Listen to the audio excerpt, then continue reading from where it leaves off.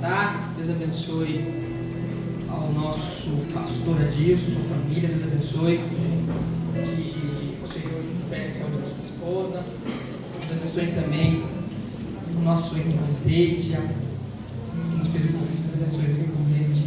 Claro, estendendo também esse cumprimento a toda a liderança. Deus abençoe, viu? Os adolescentes aqui estão muito lindos mesmo, não é? Deus abençoe vocês, viu? Vocês têm muito potencial. Nós vimos aqui adolescentes pregando, louvando a Deus. Vocês com certeza estão debaixo da mão dele. Vozes muito bonitas, né? Reparei aqui nos hinos. Aqui tem adolescentes que cantam muito bem. Fiquei ali espantado. Eu e minha esposa lideramos adolescentes ali também na nossa congregação. Claro que é uma congregação menor. E nós, por muitas vezes, ansiamos por esses talentos, não é? E aqui, graças a Deus, os irmãos estão cobertos de riqueza. Amém? Falando da minha esposa, me faço acompanhar dela. Os irmãos já conhecem, nós já viemos aqui, né? Abençoe também, acompanhado pela minha irmã e meu cunhado. Tem as mulheres que estão ali. E minha sobrinha, a Olívia. Deus abençoe. Irmãos, nós, quando mencionamos a carta a Filadélfia, geralmente já atrelamos, né? Nos conectamos a ela partindo do pressuposto que era uma igreja fiel, que a fidelidade parece estar exposta no texto, não é? Irmãos, já se perguntaram por que é tão relevante para nós fidelidade, não é? Por que é relevante, é importante estabelecer isso entre nós, não é? Por exemplo, alguém se casaria com alguém aqui que se declara infiel? Sim ou não? Não. Sim ou não? Não. Difícil, não é? Difícil você se declarar, se doar para alguém que é infiel. Portanto, não é só importante para você que a outra pessoa seja fiel, mas fidelidade está intrinsecamente relacionada a relacionamentos. Não basta ser fiel consigo mesmo. Fidelidade geralmente é para ser compartilhada. Ser fiel aos seus objetivos, por exemplo. Ser fiel à família, à palavra de Deus, ao casamento, tudo o que envolve relações, tudo bem? Por exemplo, eu tenho uma aliança nas minhas mãos aqui. Ela é símbolo de fidelidade. A fidelidade que há no meu casamento. Essa aqui que eu tenho, só eu tenho, não é? Graças a Deus por isso. Não é isso? Essa aqui só eu tenho. A que minha esposa tem na mão dela, só ela tem.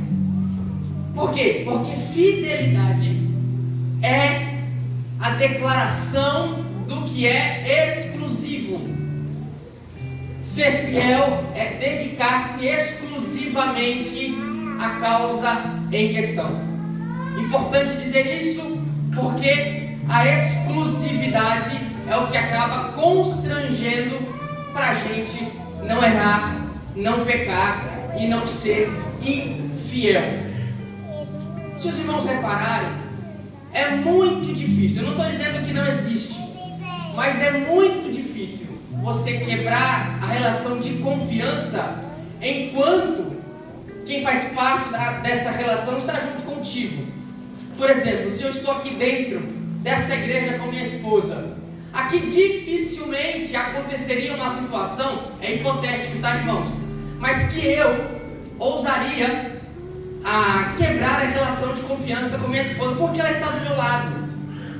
Não é? É difícil um marido, uma esposa olhar para outra pessoa quando está ao lado dela. Não estou dizendo que isso não acontece. Às vezes acontece. Mas é mais difícil porque o constrangimento da presença faz com que você seja fiel.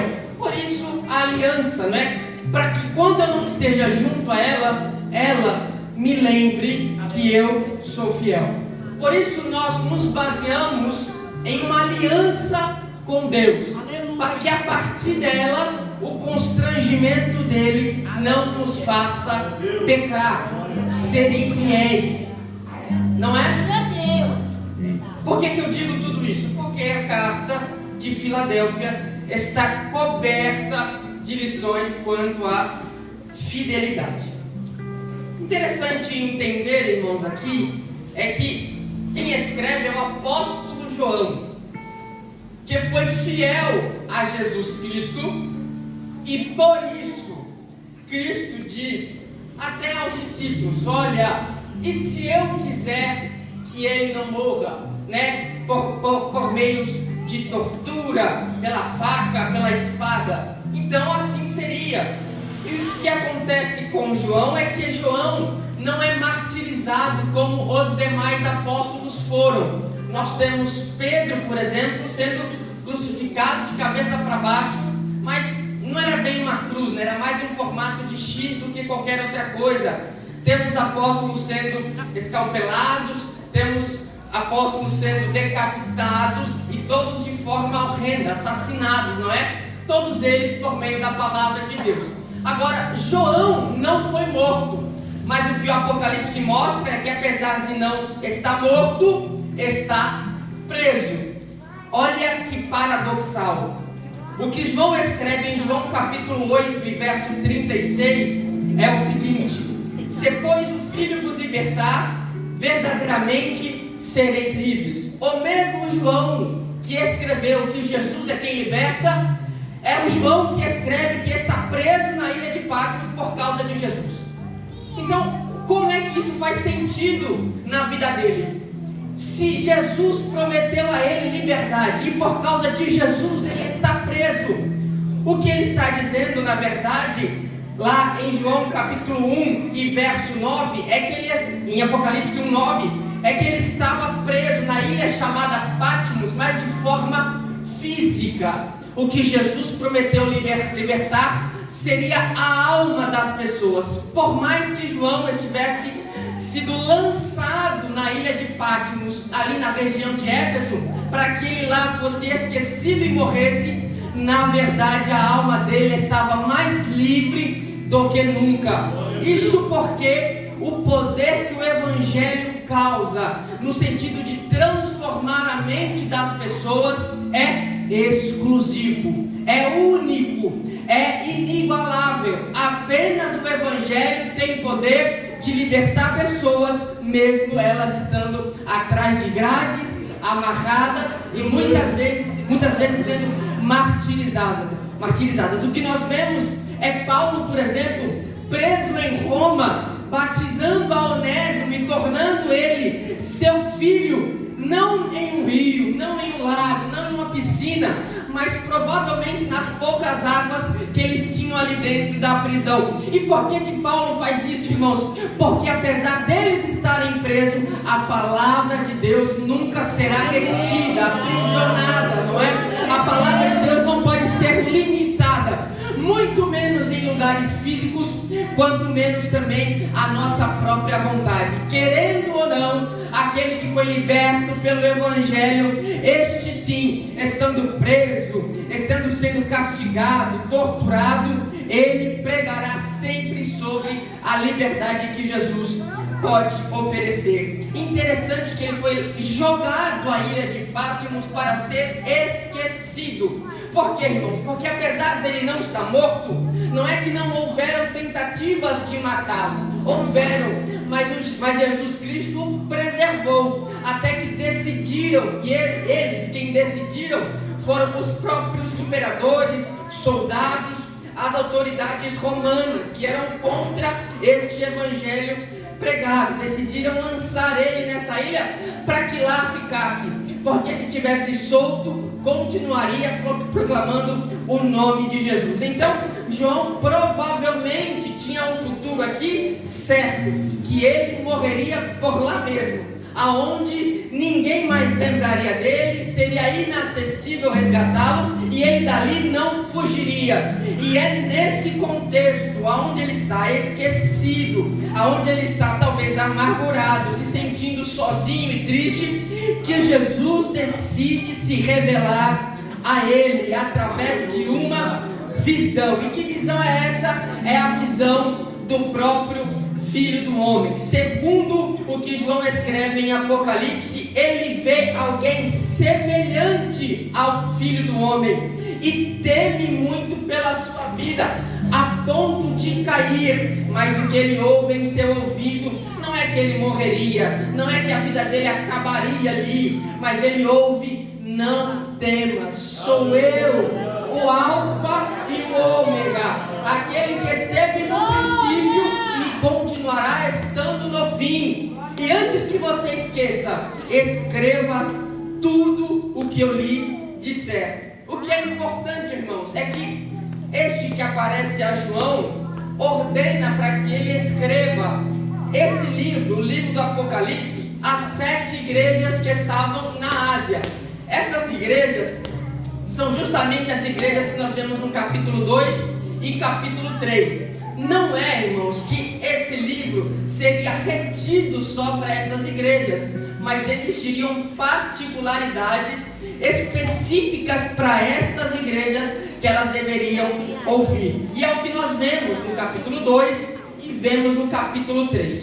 No capítulo 2 sobre 4 igrejas e no capítulo 3 sobre 3 igrejas. No capítulo 3 em questão, nós vemos as cartas a Sardes, Filadélfia e a Laodiceia. Eram no total 7 igrejas, e estas 7 igrejas aparecem em contextos diferentes.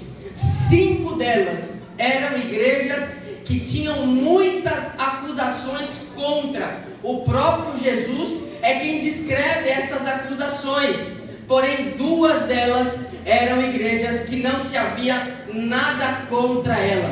Uma dessas 2 era a igreja de Filadélfia. A igreja, então, que nós nos basearemos nessa noite para entender as questões da fidelidade que nós precisamos ter com Jesus. Então, essas cartas basicamente têm a mesma estrutura, irmãos. Elas começam com uma repreensão, passam ali por um conselho ou um elogio e terminam com uma promessa. Na carta de Filadélfia nós não temos essa parte da repreensão. Nós temos o conselho, o elogio e a promessa. Por que, irmãos, enfatizar isso? Porque isso mostra como era o comportamento dos cristãos em Filadélfia. Primeiro, eles estavam numa cidade que era instituição romana.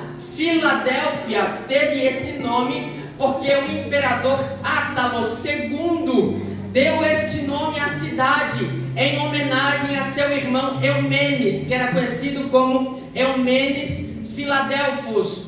Eumenes, o que ama a seu irmão, logo Átalo. Por isso, Filadélfia, a cidade do amor fraternal, a cidade onde as pessoas amam os seus irmãos. Isso é lindo, não é? Mas é só teoria, tá, irmãos? É só o nome da cidade. Não significa que quem está lá pratica esse amor. Partindo desse princípio, Filadélfia era uma colônia de judeus. Não só aos judeus, mas também a muitos gentios, mas principalmente aos judeus. Nós vemos isso quando em Apocalipse capítulo 3 e verso de número 9, o próprio Jesus diz: veja o que farei com aqueles que são sinagoga de Satanás e que se dizem judeus, mas não são mentirosos. Sinagogas eram só estabelecidas por judeus. O que eles estão querendo ali, irmãos, é, na verdade, apesar de não estarem em terras israelitas, em terras hebreias, ainda assim continuarem com a sua comunidade judaica, mesmo em terras romanas, aonde em teoria não teriam espaço para adorar a Deus. E por que nós vemos isso? Pela própria descrição dos versos que nós vamos ler. Amém? Vamos entrar aqui então, irmãos, na carta de Filadélfia. Os irmãos ainda querem ouvir a palavra de Deus? Amém. Glória a Deus. Apocalipse 3:7, irmãos, nos diz assim: ao anjo da igreja em Filadélfia escreva: estas são as palavras daquele que é santo e verdadeiro.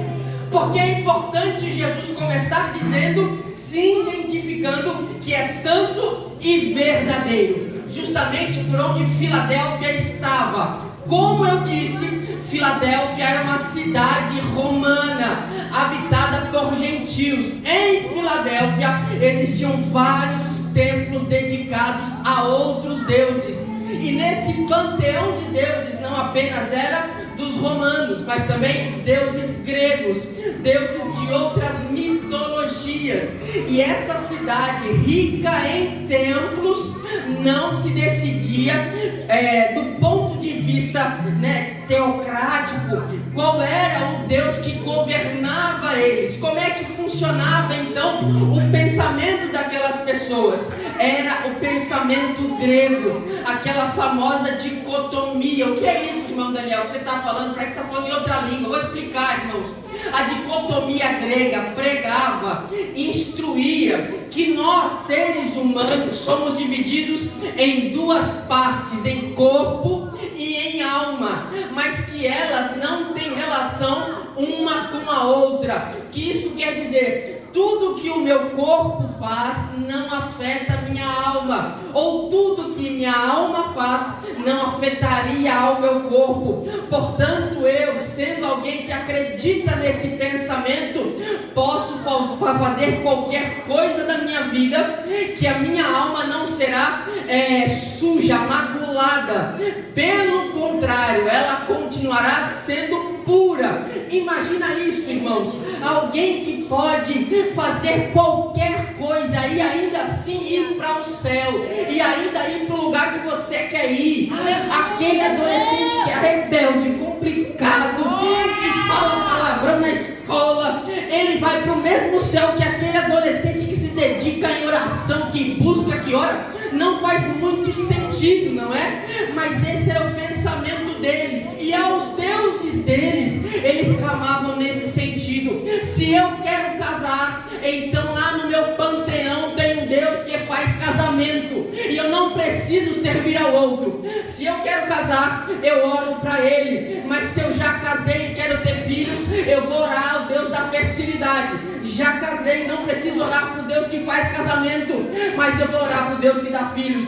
Já tenho filhos, já casei, mas eu preciso de bens materiais. Eu vou orar ao Deus da fortuna, para que ele me enriqueça. Então Jesus escreve: eu sou santo e verdadeiro, eu sou separado, mas eu sou o único de verdade dentro dessa cidade. É importante essa ênfase, porque ele se coloca como exclusivo.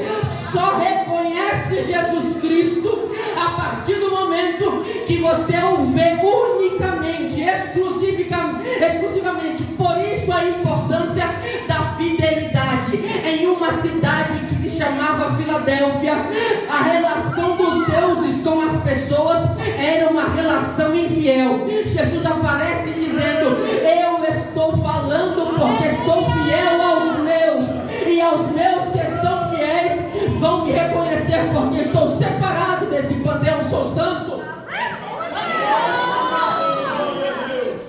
Irmãos,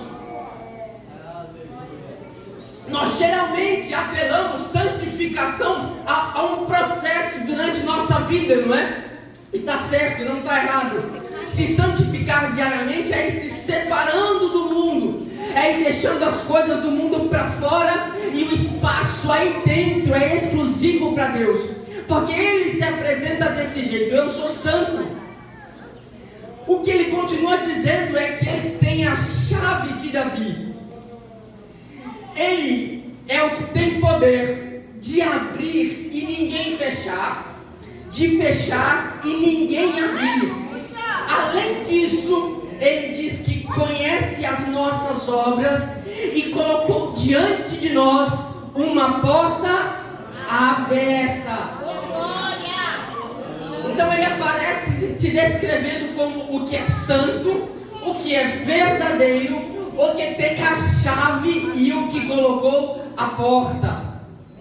Relevante isso, irmãos, porque Filadélfia era conhecida como a cidade do correio comercial. Isto é, uma cidade aberta ao tráfego de comércio, de mercadorias, de especiarias. Tudo passava por Filadélfia para que fosse designado às demais cidades da Ásia. Portanto, lá passava tudo que era coisa e tudo que era gente. A cidade tinha portões abertos, a ponto de ser conhecida, enquanto João escrevia isso, próximo do século do ano 90 depois de Cristo, como a cidade do portal, ou a cidade dos portais, como se funcionasse como uma alfândega. Tudo passa por lá para ir para outra cidade. Então o que Jesus disse é que não só ele tem a chave,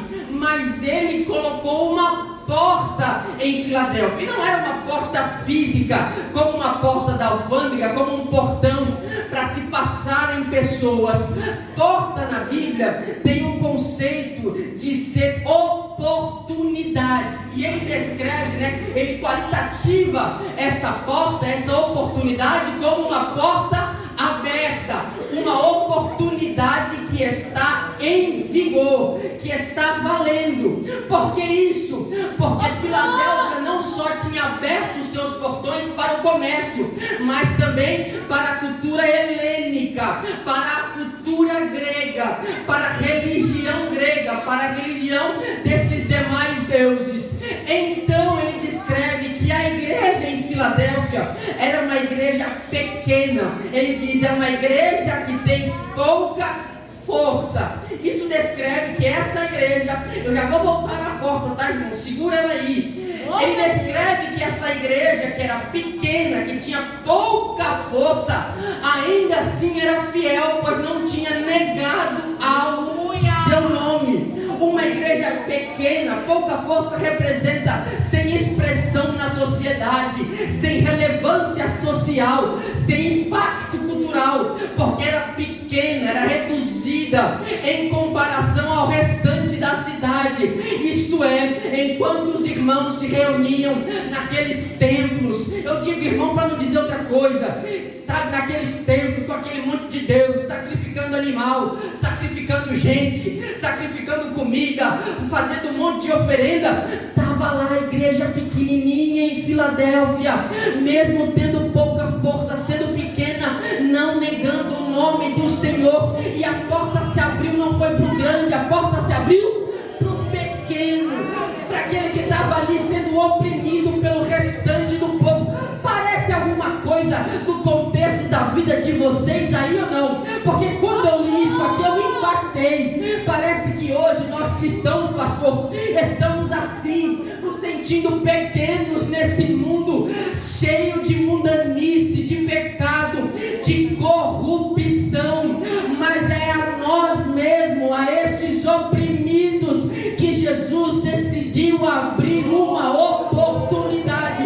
Portanto, o culto de hoje não é só para celebrar, é para aproveitar a oportunidade. Adolescente, essa fase daqui a pouco acaba, você não volta para o dia de hoje, é hoje que você tem a oportunidade de ser crente, de ser fiel e de ser servo. Eu me lembro, irmão, da minha adolescência, não sabia nada de Bíblia, não sabia cantar, mas tinha vontade de estar na igreja, pastor. Eu ficava olhando para o pastor do púlpito enquanto o pregador pregava, porque se o pastor levantasse a mão para adorar, na minha cabeça então eu também podia. Eu não sabia se ele estava falando coisa certa ou não. Se o pastor fechava a cara, eu também fechava a cara. Eu não sabia de nada, o pregador também não entendia nada, mas irmãos, ainda assim estava lá aproveitando a minha oportunidade.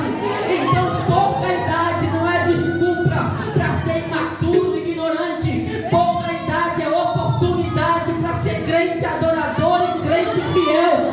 Não dá para esperar fazer 18 para ser fiel, não dá para esperar casar para ser fiel, não dá para esperar criar família para ser fiel. A oportunidade para aqueles que querem ser fiéis é hoje. Cadê aquele que quer ser fiel? Cadê aquele que veio aqui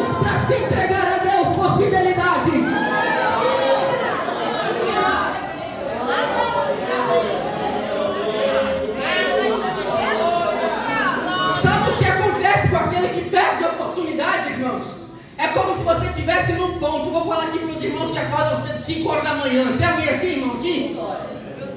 Trabalhador? Irmão, você está no ponto. O ônibus não passa. Diz assim, eu vou para aquele da frente lá, porque lá o outro passa. Irmão, você está no caminho, passa o que você ia pegar. Parece que é de propósito. O que você faz? Não dá para voltar. Você corre para da frente. Está lá você 5 horas da manhã com bolsa, morrendo de fome, de frio, correndo para outro ponto, irmãos. Quem perde a oportunidade precisa começar a correr atrás. Deus é forte. Deus. É tremendo, Jesus. Me ajuda. Meu Deus. Glória. Maravilhoso Deus. Aleluia. Meu Deus.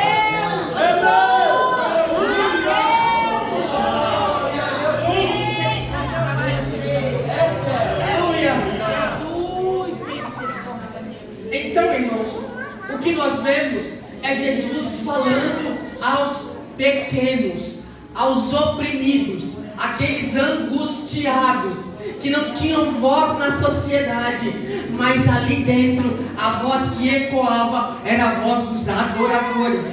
Jesus fala com estes: vocês mesmo tendo pouca força, não negaram o meu nome, e por isso, porque vocês não negaram, eu farei com que estes grandões reconheçam a vocês.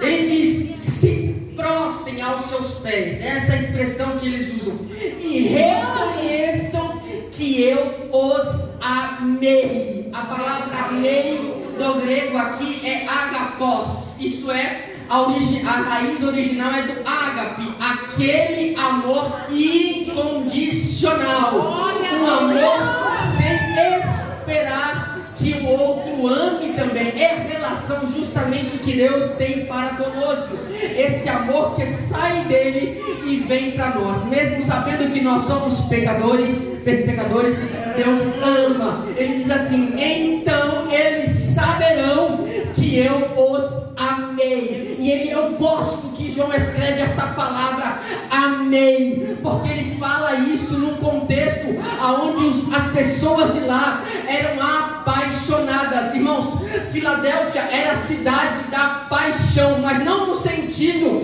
bom de se relacionar, mas no sentido profano, assim como Corinto também era Filadélfia. E quando nós vemos ele usando a palavra Deus é Deus daqueles que se arriscam. Amém? Como é que é o nome da adolescente que ministrou aqui na quinta, pastor? Brena, cadê a Brena? Se arriscou, minha filha, é isso aí. Vai-se embora. Amém? Cadê o nome daquela pequenininha que cantou, da menorzinha? Como é que é o nome dela? Sofia, cadê a Sofia? É isso, mulher. Se aproveite da oportunidade. Vai ter um monte de gente olhando. Se arrisca. Deus é Deus dessas coisas. Se tu é um crente que vem, pastor, com todo respeito, e senta aqui na cadeira e passa o culto, você está olhando pro relógio, daqui a pouco acaba. Vou para minha casa assistir Fantástico, Netflix, novela. Não, você é um crente que não se arrisca. Você é um crente que pode ir lá para a sinagoga dos mentirosos. O seu lugar é lá. Aqui é lugar para quem quer. Oh glória! Se arriscar no evangelho. O que eu estou falando disso? Eu vou dar a cara lá mesmo. Se for para me chicotear, vai chicotear. Se for para jogar aos leões, eu vou morrer. Mas eu não vou ser um crente omisso, fraco, diante da presença de Deus. Porque a minha coroa é ganhada, a força, porque eu me arrisquei. Por isso, ser crente, irmãos, não é estar livre do sofrimento. Pelo contrário, é decidir abraçá-lo, para que um dia sua recompensa chega. Por isso Deus fala, não é para tomar o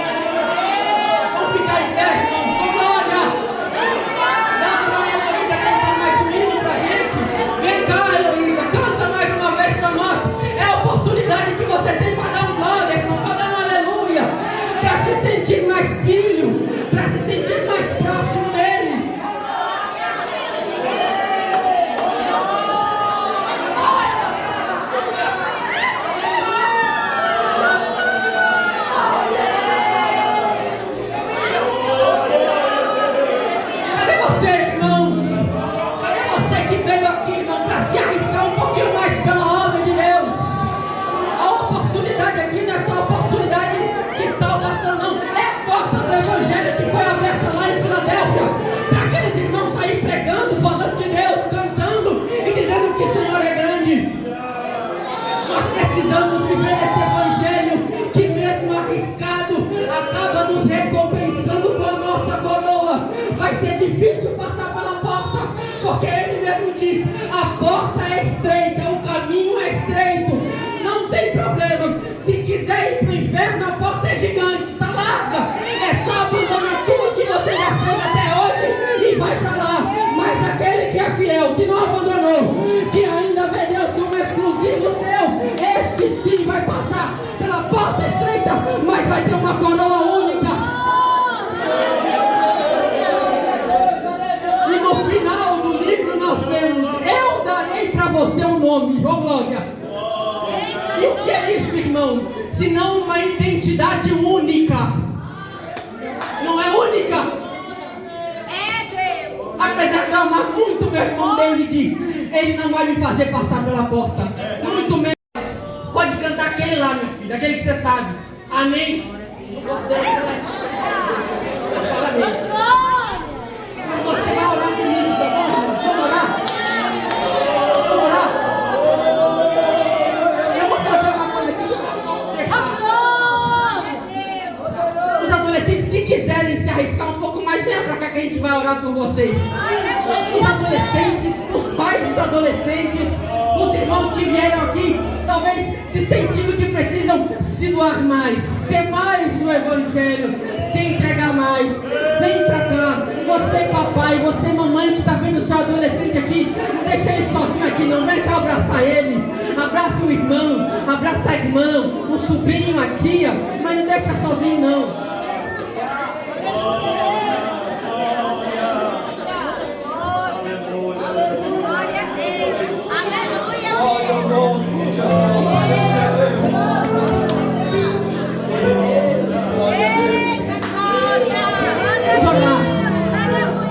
Essa geração, irmãos, os que Deus escolheu para continuar a sua obra, fazer a sua obra. Não é que aqui vai ter pregador, vai ter cantor, já tem. Aqui já tem pregador, já tem cantor, já tem obreiro aqui, irmão. É pra gente orar, para continuar, sabe, Deus mandando poder para eles. Poder mesmo, irmãos, para que eles continuem fazendo a obra. Vamos orar? Pode cantar. Senhor Jesus, nós te agradecemos por hoje, porque o Senhor é o Deus que se demonstrou com muito amor por nós, se entregou na cruz do Calvário. Sua salvação nos alcançou, Jesus, e nós estamos aqui dedicados a Ti. Que o Senhor possa, Jesus Cristo, ouvir a nossa oração, nosso clamor hoje. Que o Senhor desça com poder na vida de cada um que está aqui. Esses adolescentes principalmente, Jesus, que vão ter que negar muitas coisas do mundo ainda, mas que serão fiéis a Ti, que enfrentarão muitas dificuldades e sofrimentos, mas que se dedicarão a Ti, Senhor. A eles nós clamamos, a eles, Senhor, nós estamos pedindo para eles, para que o Senhor Jesus Cristo faça mais na vida deles, renove aquele que precisa, transforme aquele que necessita, encha e purifica aquele que necessita, perdoa os pecados, dá a Jesus autonomia, dá autoridade, capacidade, poder a eles para fazer a sua obra. Continua enchendo a voz, o fôlego, para continuarem cantando, orando a Ti. Renova o coração, a família, as forças deles, Jesus.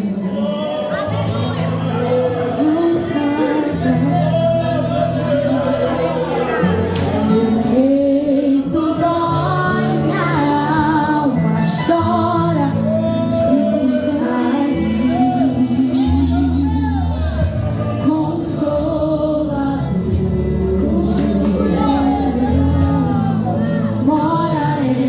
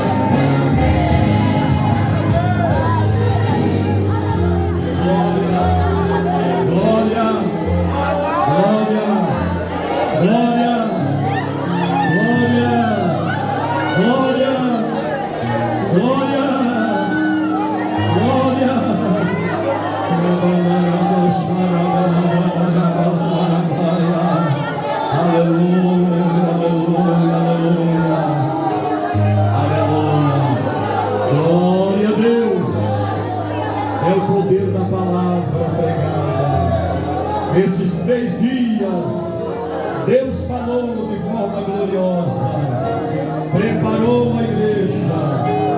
Aleluia, estamos prontos. Glória a Deus, glória a Deus. Deus abençoe o pregador Daniel, Deus te abençoe cada dia mais. Aleluia. Quero, aleluia, parabenizar mais uma vez toda a nossa liderança por este trabalho maravilhoso, dando oportunidade aos jovens, né? Às vezes o culto, ele não é o culto como nós costumamos ter, né? Alguém estranha, porque parece que o culto está mais parado, né? Os adolescentes são mais simples, eles são mais gentios, né? São mais acanhados também. É normal. Mas quem tem olhos espirituais vê o Senhor trabalhando no meio da igreja. E o resultado está aí, aleluia. O resultado está aí, adolescentes renovados, cheios da graça, da glória, do poder, da unção, aleluia. Isto é maravilhoso, glória a Deus. Aleluia. Glória a Deus. O resultado está aí. Deus está no controle. Irmã Andréia quis se preocupar. Eu disse, filha, fica tranquila. Jesus está no controle. Aleluia. Glória a Deus. O Senhor é bom. Aleluia. Deus abençoe. Aleluia. Sente dando glória. Mais um minutinho.